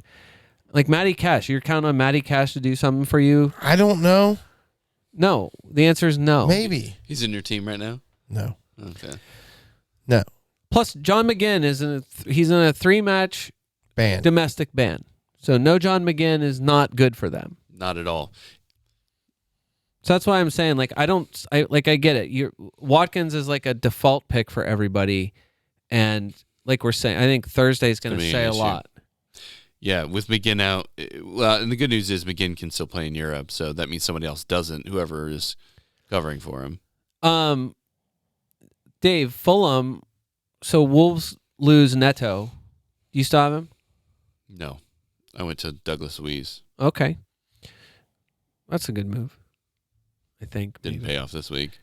But Neto gets injured again. So Neto out for Wolves. That's frustrating. I think everyone that saw it, as soon as it was oh man, not again. Same hamstring, same problem. Ben Dinnery quoted Gary O'Neill after the match to thank him for Gary O'Neill for being so forthright about regretting playing him, because he said, I'm disappointed. It lands on me whether to play him was right or not, so I have to accept that. Managers don't. I think that was the point. Managers, when are they usually ever saying I regret? Did Roy Hodgson didn't do that when he was Elise and Eze keep getting the same kind of injury? What? Everyone said they were fine. Liverpool's got the best academy in the system, no doubt. Aït-Nouri and Semedo saved the day for them.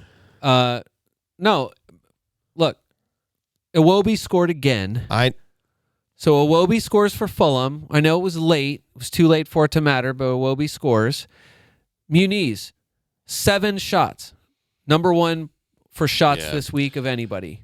He didn't, but he should have. Yeah. 7 touches in the box for both him and Iwobi, which was the most of anyone in this match anyway, not most for the week or whatever. Go through it again. Since Muniz has gotten this, since Raul Jimenez went out, says game week 23. Muniz has 44 points. He is second only to Ollie Watkins in points since game week 23 for forwards. 27 shots, second only to Holland among forwards, who's taken 31 shots. 10 shots on target, second only to Holland and Watkins is 13. Muniz has 24 shots in the box, second only to Holland, who has 26. Like, he's got 4 big chances to score. It's not as many as the big boys, but still, like, he's gotten 4 big chances to score, and he's 4th for touches in the opposition box. Again, tell me why Muniz isn't the template, one of the template forwards for free hit 29. He has to be. It has to be Watkins, Morris, and Muniz. I feel like. Is that crazy? It's crazy compared to what people are actually doing. What are because people actually Ivan doing? Toney's the number one transfer in for forwards. Okay, well, I'm not doing that. I'm just saying, like, this is your chance. Everyone's gonna go to. Well, I like the stats you've given, because if that's going to be part of the template, I don't want part of the template. If I'm going to have it might blow up. Everybody knows that. It's Ivan Toney. He's hedging now. He's gonna take the penalties if they get a penalty. He's gonna take some free kicks. He scored. That's the one goal he scored since he's come back. I'm just saying, like, the numbers for everybody else. Like, Watkins is your default forward for sure. So he's the template pick for everyone. You could change that. What happens again? Thursday could change it, but whatever. As of now, it's Watkins plus whoever. I just think, like, you're going to get one more game of Carlton Morris here tomorrow or whatever to see if he can redeem all the transfers in, and hopefully nothing happens to him. But Carlton Morris has been, I think, he's got just as good of numbers here recently as any of these other guys. I'm sure. I haven't even looked at it. I would just say it's Tony's he's not outperforming the forwards on his own team. He's not better than Wissa. So how is he better than these other guys who have been scoring for weeks and weeks and weeks? That is all I'm saying. It's good. It's amazing stats. Exactly. So, all right, if you're free hitting, Brian, who do you think your best 2 goalkeepers are? Really only got to have one. I think Flecken's got to be there, right? Yeah, I think you got to play Flecken, and then Areola's fine, because you're only going to play one, right? Yeah. So, it is what it is. Your best defense you could throw out there, you would say Roycelev, Rorslev, Ayer, Doughty, and who? Well, I think people are... Again, if you got to hedge some bets. I'm just saying, I think everyone's naturally picking... Where's Reguilon for transfers in? Reguilon is... Jeez, he's down there. Yeah, he's pretty low. I was looking at that, It's the triangle. People are freaked out by the triangle. He's almost in the 20s. He's almost in the top, he's barely breaking the top 20 for defender transfers in. That's a weird one. Everyone's going to Rorslev and Collins. Nathan Collins. He looked threatful on that set piece, but I feel like Ayer is where you want to go there, in my opinion, I think. Or Porro. Yeah, that's the thing. Do you take one of those guys? You really want to go nuts and put in Anthony Robinson from Fulham? That's the one thing Robinson can do, is that he can be he can be threatful, scoring, at least providing. Yeah. Okay. All right. I'm just saying, like, go through the list of, like, not to go back to Brentford or anything, but since Ben Mee went out in game week 26, okay, Zanka has taken 3 shots. So that's one of your center backs from Brentford. Rorslev scored a goal, so at least you know that he took a shot. Okay.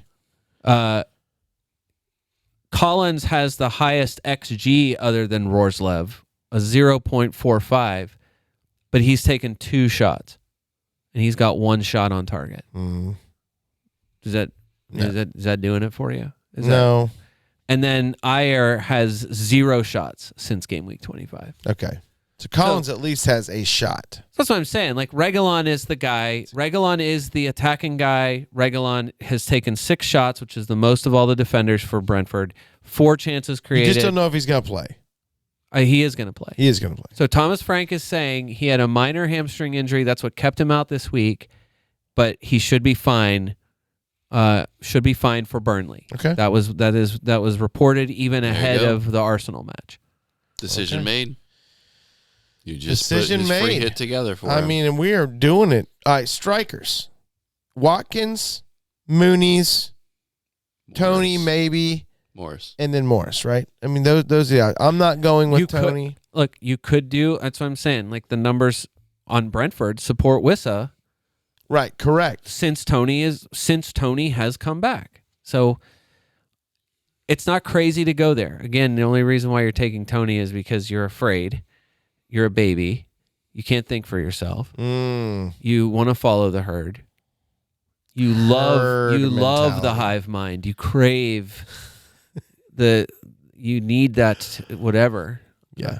All right. Very good. All right. So then it's you know what you're getting. Midfield.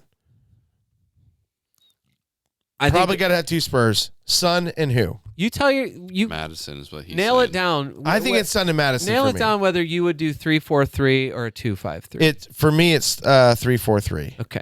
If you're going to do a 3-4-3, then you have to figure out who other than Son and Madison or what are the other two midfielders. And if Jared Bowen is one of those other three. It's Bowen. It for sure is Bowen. So who's your fourth midfielder? Douglas Luiz, I think. Okay. But I'm going to be keeping my eye on the Okay. keeping my eye on the Thursday match. Keep ye eye on that. I just think those are fairly stock, but you're not doing a Brentford midfielder. You're not doing a Burnley midfielder. You're not doing Ross Barkley. You're not doing Tahit Chong. You're not doing maybe. So if Elanga. you wanted the Elanga so do you go crazy with Elanga, Gibbs White, Hudson Odoi? Do you pick Harry Wilson, Iwobi? Yeah, Harry Wilson. Honestly, I think it would be Iwobi or Harry Wilson got all the bonus points. I don't know. He had a great chance to score even this week. He's been that guy for them. I didn't even look at the numbers on him. I'm just saying. I just know that. The names that we're discussing. All right, 3 minutes. 3 minutes for wrapping. You're not doing so. That's what's beyond Bowen. You're not doing Paqueta. You're not. And Kudus could be awesome. That's what I'm saying. Like the Aston Villa team. Bailey. Right. Good. Way to go. Way to make it hard for him and not do all this work for cranking him. That yawn. No, this is good. This is really good. That's what I'm saying. Like this is why, to me, the one team that doesn't have anything else going on other than we want to win the league and we want to score as many goals as we can every single week, no matter what stage of the game it is Tottenham Hotspur. And they're playing Fulham. Yeah. So, to me... Do that in an Australian accent. All the value, mate, is in... There you go. Is in Spurs Fosters. at Fulham. I agree. But I can only play 3 of those guys. So beyond that... It's just a crapshoot. I just think Luton, how much pressure are they under to win? Tons. They got to win. They got to win out. They have to win every game they possibly can for the rest of the season, or they're getting relegated. Burnley's got to win every game they have the rest of the season, or they're getting relegated. They're going to get it anyways. Right. Doesn't matter. They can't do it. They're done. So Villa's got other commitments this week. Villa has another commitment, and we've seen what that hangover looks like. Right. It is not pretty. Right.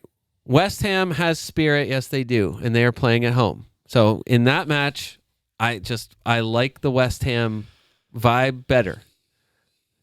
Like it should be better. So what other than Bowen, is there another midfielder you'd play? Just saying. Ward-Prowse. Yeah.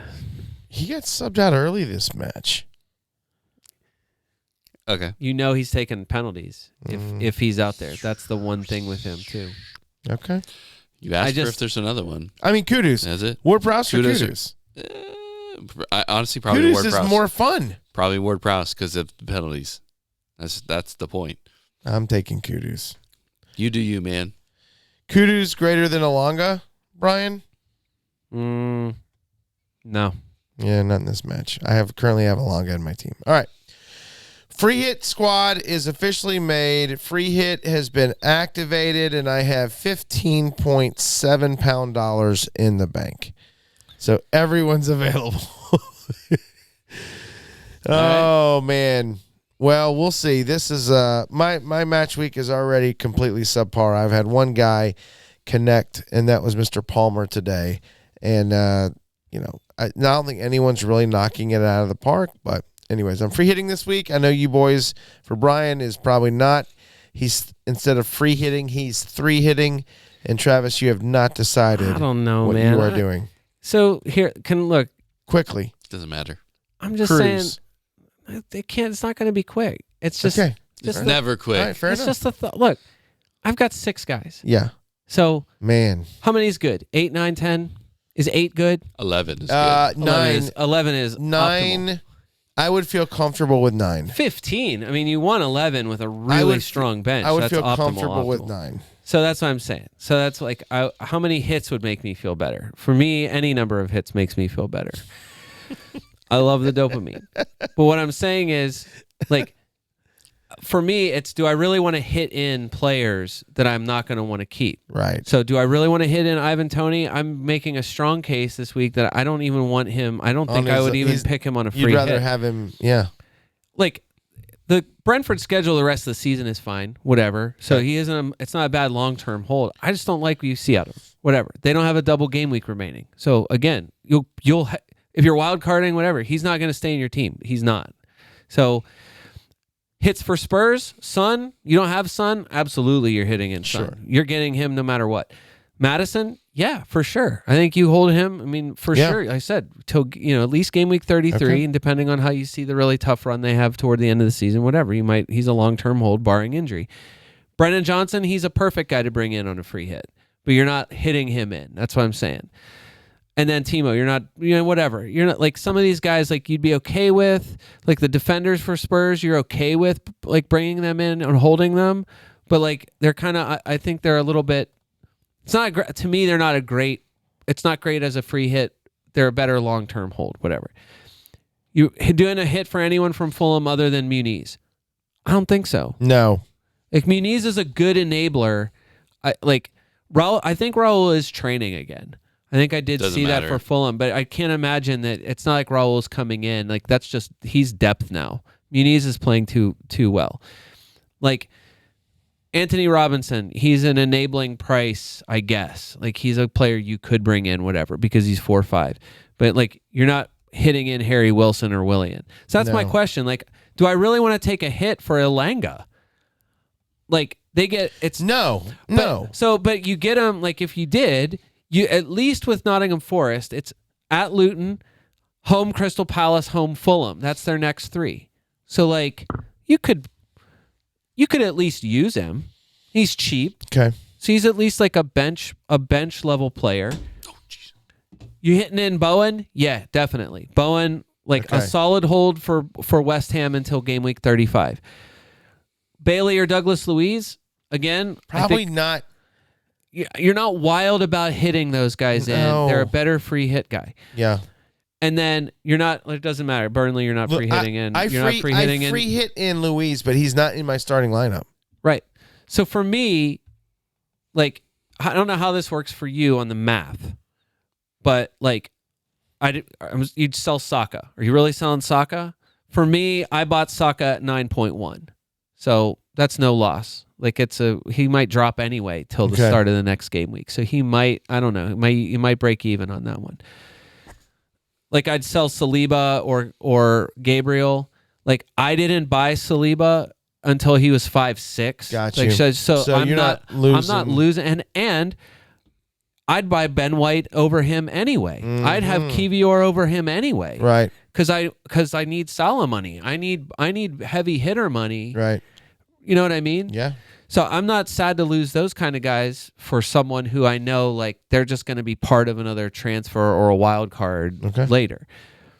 Foden, that one's going to hurt because I bought him at 7.7. Yeah. And he's 8.2. Right. So I'm losing, like, even with the money gained, that's still a 0.3 difference. That's a tricky one, Yeah, that's tough. And then Cole Palmer, that's a guy, like, a lot of people got on him way earlier than I got on him did. early. Right. So for me, I bought him at 5.5. I probably have him at like a 5.0. Right. And some people got him at 4.9, which is crazy.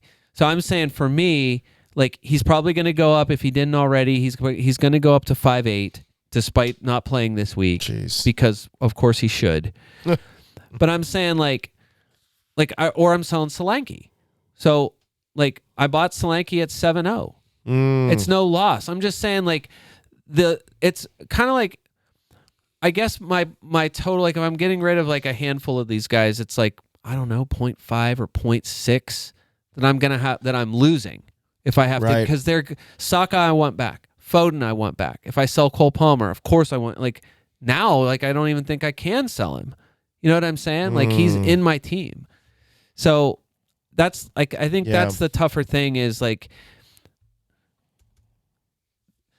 it's all compared to how well you see yourself free hitting the teams that might double in game week 34.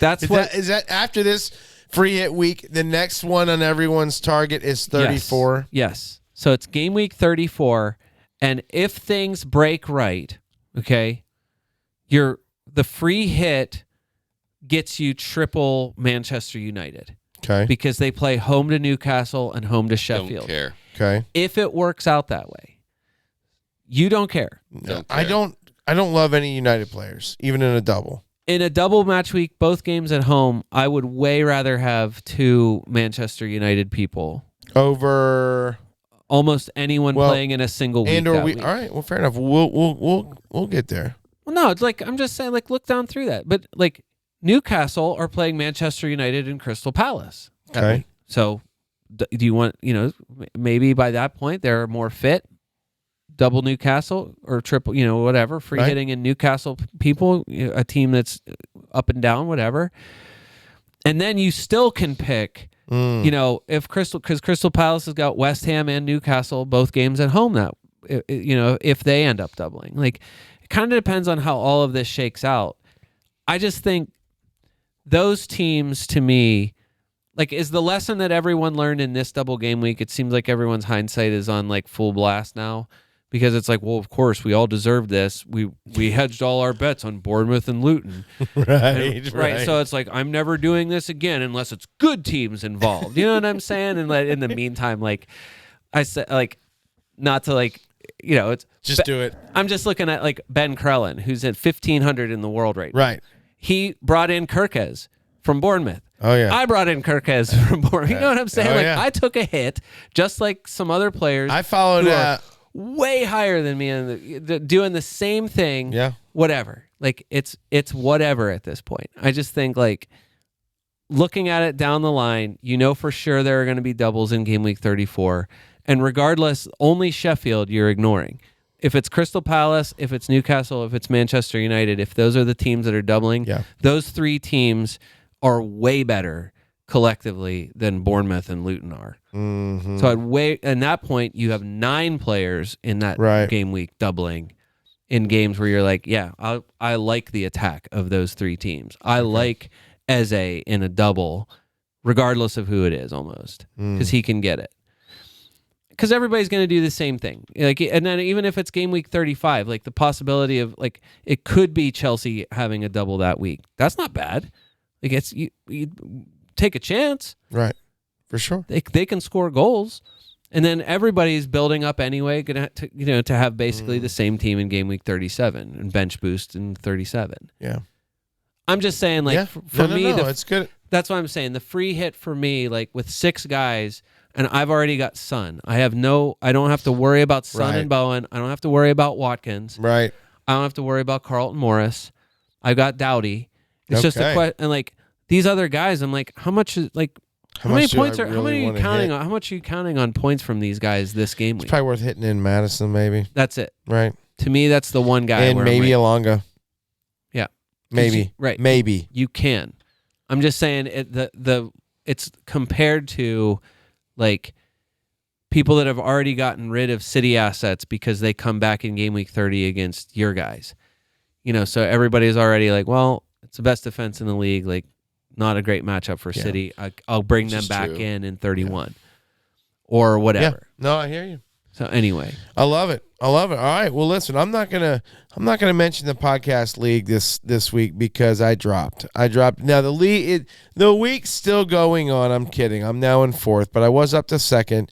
It hasn't been the greatest. I'm sitting on a 29. Guys in front of me, 48, 37, 54. But anyway, so Brian, you're having a decent week this week, aren't you? No, I didn't even What? look at it. I have no idea. I didn't even look at it. I have Son. That's the only thing that's saving me this week.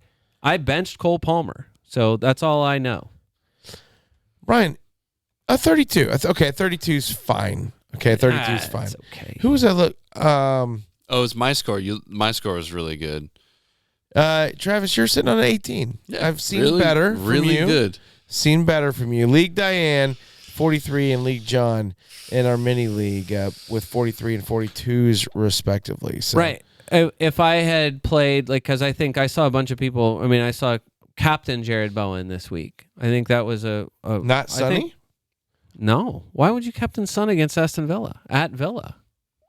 Okay. That's what I'm saying. I thought we were talking about the free hit. I lost track. I'm saying for then. scores this week, like you're saying. I'm saying I benched Cole Palmer, thinking like, look, I got Phil Foden, hottest boots in football.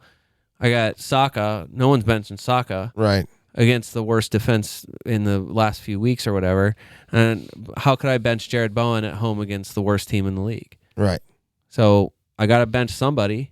Not benching Watkins, not benching Solanke. I brought Carlton Morris in, and I would happily play Cole Palmer over one of my defenders. Yeah, but I can't do that. Yeah, no, I get it. I just made the bad decision. Whatever. Well, I'm fired up for this 4-match weekend coming up. I mean, it's going to be the most exciting match of the year in FPL. Jokes there. Big time jokes. Sarcasm bleeding through, Travis. All right, gentlemen. Solid work. We truly couldn't have covered more. I love it. Brian, excellent stats and solid advice. Travis, thank you for being here. I'm just glad I was able to enjoy all of this as I worked on my free hit through the pod and made the click changes. I'm glad you got it done. Thank you very much. For the FPL America podcast, this is David Smith. Until next time.